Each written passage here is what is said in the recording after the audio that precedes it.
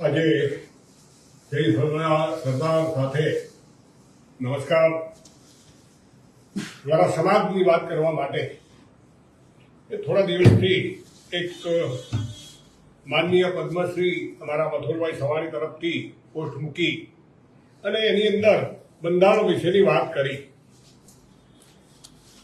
તો બનાવવું કે ના બનાવવું, કોના માટે બનાવવું, શું કામ બનાવવું, કોના કહેવાથી બનાવવું અને અત્યારે કેમ જરૂર પડી, આવા બંધારણની કોઈ જરૂર નથી.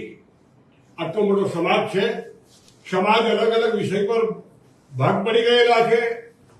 એક રાજકોટમાં એ તો ધાર્મિકતા અમારા ખોડલધામનો ભાગ પડેલો હોય, આગળ જોઈએ તો અમારા ઉમા માતાનો હોય, અહીંયા આવીએ તો અમારો ભવાની માતાનો હોય, અલગ અલગ ભાગથી બધું ચાલતું હોય. બંધારણની અંદર સમાજના કોઈ પણ એવા માણસોએ ન પડવું કે જે કોઈ રાજકીય કનેક્શન ધરાવતા હોય અથવા તો એની આંગળી ભીની કરેલી હોય, કંસાર ચોળેલો હોય, અગાઉ લોકોની સાથે છેતરપિંડી થયેલી હોય અને જે વસ્તુની અંદર એ લોકો ક્લિયર ન હોય એવા માણસોની કોઈ જરૂર નથી, એવું મારું સ્પષ્ટ કહેવું છે. સાથોસાથ ભાગીદાર યુવાઓનું આંદોલન હતું ત્યારે કોણે ગદ્દારી કરી હતી એ પણ તમે જાણો છો. 1.5 કરોડ રૂપિયાનો એક હાથી ડાયમંડ બુશ છે એને પણ તમે જાણો છો. જેસીબી લઈ સરકાર કેશુભાઈની એ વખત જેસીબી લઈ અને મોટા કારભાર થયેલા, એનો ભંગાર ક્યાં પડ્યો છે એ કોઈને ખબર નથી. ખેડૂતો મરી ગયા, ખેડૂતોને નુકસાન થયું તો એના માટે કોઈ સમાજમાં બોલવા માટે કે બંધારણની વાત નથી કરતું. શિક્ષણ મોંઘું થયું, પ્રાઇવેટ કંપનીઓ બની ગઈ, શિક્ષણના માલિક બની ગયા, એના માટે કોઈએ વાત નથી કરવી. રોજ દિવસ ઉગે અને લોકો આત્મહત્યા કરે એના માટે કોઈ વાત નથી કરવી. સરકાર ટેક્સ ઉપર ટેક્સ નાખે છે એના માટે કઈ વાત નથી કરવી. શા માટે આ બધું તમે નાટક ઉભા કરો છો? કોના માટે નાટકો? પોતાના મળેલા માણસો ના ગ્રુપ, એ ગ્રુપે પોતે સમાજના સર્વશ્રેષ્ઠ માણસ અને બુદ્ધિજીવી માણસ છે એવું માનનારા લોકોની એક કંપની આવું લઈને નીકળે અને એ નક્કી કરે. પણ એ ભૂલી ગયા કે લોકો તમને અને મને બહુ સારી રીતે દુનિયા ઓળખી ગઈ છે, સમાજ તો બહુ સારી રીતે ઓળખી ગયો છે કે આ ભુવા પણ પોતાના છે, માતાજી પોતાના છે અને દાખલાય પોતાના છે, અને આજુબાજુ થાળી ને ગ્લાસ અને ઢોલ વગાડનારા બી એના જ છે. સમાજને મૂર્ખ ન બનાવો. મુદ્દાની વાત પર આવો તો આરોગ્ય ખતમ કરી દીધું. સામાજિક એકતા તૂટશે આનાથી.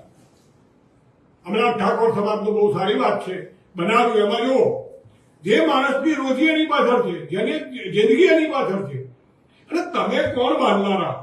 ઈસ્ટ ઇન્ડિયા કંપની ભારતમાં આવી ત્યારે એને લોકોને બાંધ્યા એટલે અંગ્રેજોએ જોયું કે સારું આ તો નુકસાન કરે છે એટલે એને નવો કાયદો લાવ્યા.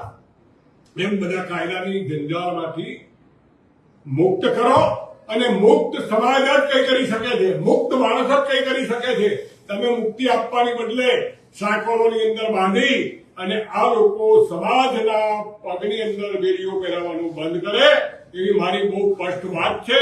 અને ગમે ત્યારે ડિબેટ કરે મારી સાથે, અહીંયા આવીને ચર્ચા કરે અને આનો પ્રશ્ન હોય તો અમે તમારી સાથે, પણ સામાજિક આગેવાન જે છે એ લોકો જ આની અંદર પડે, યુવાધન પડે. નહીં કે અમારા જેવા ખતમ થઈ ગયેલા માણસો કે ઉંમર ખાઈ ગયેલા માણસો કે કોઈની ચાપલુસી કરવા કે કોઈની આંગળિયાત બનીને હાથે આવવા વાળા એવા માણસોની અંદર હવે જરૂર નથી.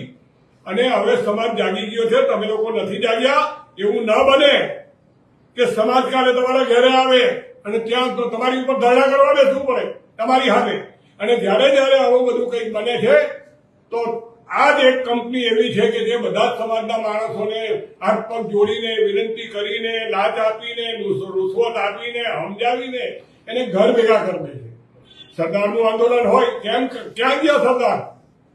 વાતો બહુ કરી હતી, નામ બદલાયા નથી હજુ. ખેડૂતો મરી ગયા વીમાની વાત નથી કરતા, શિક્ષણની વાત નથી કરતા. બીજી બધી વાતો છોડો અને સમાજના આવા કામમાં કોઈએ પડવાની જરૂર નથી. સમાજને આર્થિક રીતે બહુ મોટું 2500-3000 કરોડ રૂપિયાનું જો લોસ ગયું હોય તો તમને બતાવું 1500 કરોડ રૂપિયા આમાં છે. આ હોસ્પિટલોમાં શિક્ષણ સંસ્થાઓમાં આ બધી લોટ ગઈ છે. એટલા જ પૈસાનું તમે આગળ વધ્યા હોત તો, એટલી મિલકત લીધી હોત તો, વાડીઓ બનાવી એની અંદર બધું હાઈફાઈ, નાનો માણસ સુંદર પગ ન મૂકી શકે. અને સમાજના મસીહા બનીને નીકળવાનું કોઈને જરૂર નથી. યુવાઓ જ બહાર આવે, યુવાઓને જ સપોર્ટ કરવાનો છે અને યુવાઓ જ આની અંદર આગળ ચાલે. સમાજમાં ખૂબ બુદ્ધિજીવી માણસો છે, એ બધાને આપણે વિનંતી કરશું અને આની અંદર આગળ ચાલી અને સમાજના બંધારણની જરૂર નથી છતાં પણ પડે તો આગળ ચાલવા અમે સંમત છીએ. જય હિન્દ, જય ભારત. Thank you.